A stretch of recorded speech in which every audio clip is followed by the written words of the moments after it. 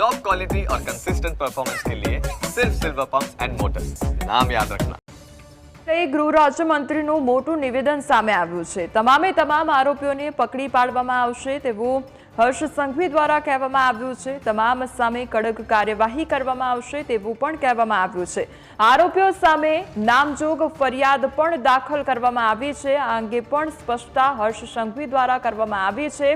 તો ખ્યાતિ હોસ્પિટલની જે ગંભીર બેદરકારી સામે આવી અને હત્યાકાંડ સામે આવ્યો તેને લઈને હવે ગૃહ રાજ્યમંત્રીનું મોટું નિવેદન સામે આવ્યું છે।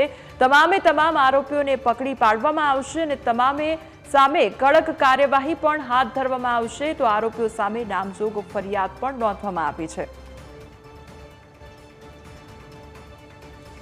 તો ખ્યાતિ હોસ્પિટલના હત્યાકાંડને કારણે 2 લોકોએ પોતાનો જીવ ગુમાવ્યો અને કેટલાય એવા દર્દી કે જેમને ઓપરેશન કરવાની જરૂર નહોતી અને કોઈ પણ પ્રકારનું બ્લોકેજ નહોતું તેમ છતાં પણ તેમની સર્જરી કરી દેવામાં આવી અને તેને લઈને જ હવે તપાસનો જે ધમધમાટ છે તે ચાલી રહ્યો છે। એક તરફ તે અંગે કાર્યવાહી પણ કરવામાં આવી રહી છે ત્યારે ગૃહ રાજ્યમંત્રીનું પણ મોટું નિવેદન સામે આવ્યું છે। કોઈને છોડવામાં નહીં આવે, તમામ આરોપીઓને પકડી પાડવામાં આવશે તેવું પણ કહેવામાં આવ્યું છે। તમામ સામે કડક કાર્યવાહી હાથ ધરવામાં આવશે તેવું પણ ગૃહ રાજ્યમંત્રી હર્ષ સંઘવીએ કહ્યું છે।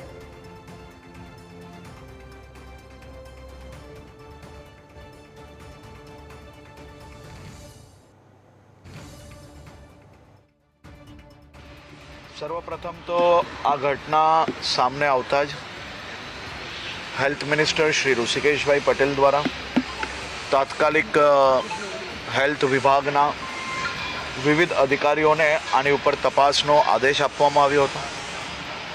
મંત્રી શ્રી ઋષિકેશભાઈ પટેલના અધ્યક્ષસ્થાને બેઠક આ વિભાગ અને ખાસ કરીને એમની જે ઇન્ક્વાયરી છે એ ઇન્ક્વાયરીના રિપોર્ટ બાદ હેલ્થ વિભાગ દ્વારા જે ફરિયાદ આપવામાં આવી છે જેમાં ખાસ કરીને મહેસાણામાં, અમદાવાદ શહેરમાં આ બધી જ ફરિયાદો પર જે તપાસ છે એની કામગીરી ઝડપથી ચાલુ છે। આ ફરિયાદમાં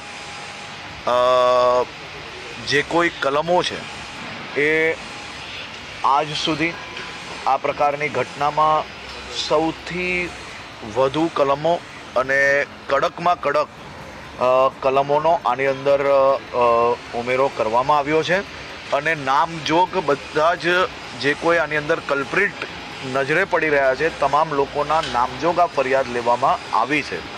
કોઈ બી પ્રકારની છટકબારી ના રહે તે માટે હેલ્થ વિભાગ અને પોલીસ વિભાગ એ સાથે મળીને કામગીરી કરી રહી છે અને અલગ અલગ ટીમો જે લોકો ભાગી છૂટ્યા છે તે લોકોને પકડવા માટે બનાવવામાં આવી છે અને એ ઝડપથી પકડીને આ લોકોને કડકથી કડક સજા થાય તે માટે હેલ્થ વિભાગના માર્ગદર્શનમાં અને પોલીસ વિભાગ સાથે મળીને કામગીરી કરી રહી છે।